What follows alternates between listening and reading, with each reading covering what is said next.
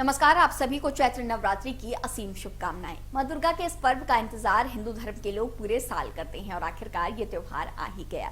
हिंदू धर्म में दीप प्रज्वलित करने का बहुत ही शुभ माना जाता है। किसी भी शुभ कार्य और पूजा व्रत से पहले दीप प्रज्वलित किया जाता है। कई मौकों पर लोग अखंड ज्योति भी प्रज्वलित करते हैं। बहुत से भक्त नवरात्रि पर माता की अखंड ज्योति जलाते हैं। दरअसल बिना ज्योति बुझे कई दिनों तक ज्योत को जलाए रखना अखंड ज्योति कहलाता है।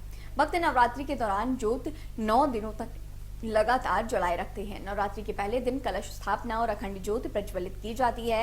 नवरात्रि में अखंड ज्योति जलाने से भक्तों को माता का आशीर्वाद मिलता है। भक्तों को अखंड ज्योति प्रज्वलित करने से पहले शास्त्रों में अखंड ज्योति जलाने के नियम के बारे में जान लेना चाहिए। तो चलिए अखंड ज्योति प्रज्वलित करने के नियम और महत्व के बारे में आपको बताते हैं।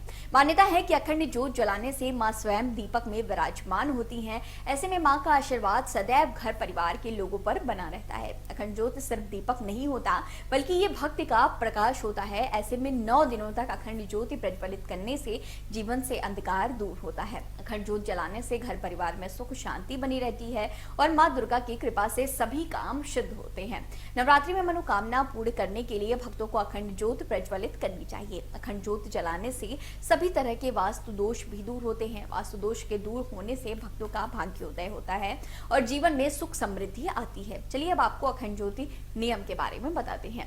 नवरात्रि पर अखंड ज्योत जलाने से पहले मां दुर्गा से ज्योत जलाने का संकल्प लेना चाहिए। माता से इसे पूरा करने का आशीर्वाद मांगे। मां दुर्गा, भगवान गणेश और शिव जी की पूजा आराधना के साथ दीपक जलाएं। दीप प्रज्वलित करते समय ओम जयंती, मंगला काली, भद्रकाली, कृपालिनी, दुर्गा क्षमा सेवा धात्री, स्वाहा स्वधा नमोस्तुते इस मंत्र का जाप जरूर करें। अब अखंड दीपक रखने के क्या नियम है उसे भी आपको बताते हैं।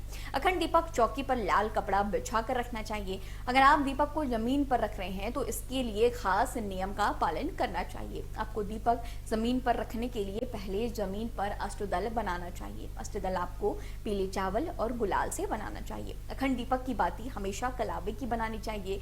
कलावे से 1.25 हाथ की बाती बनानी चाहिए। कलावे से बनी बाती को 9 दिनों तक लगातार जलते रहने देना चाहिए। इसे गलती से भी बुझने न दें, ऐसे में ये ज्योत खंडित हो जाती है।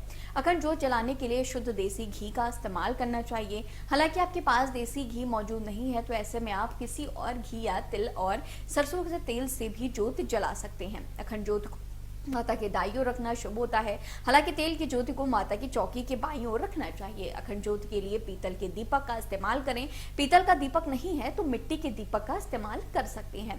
अखंड दीपक को आग्नेय कूट यानी कि पूर्व और दक्षिण दिशा के बीच में रखना चाहिए। इस जगह को अग्निदेव का स्वामी माना जाता है। आपको अखंड ज्योत से दीपक भी नहीं जलाना चाहिए, ऐसा करना अशुभ होता है।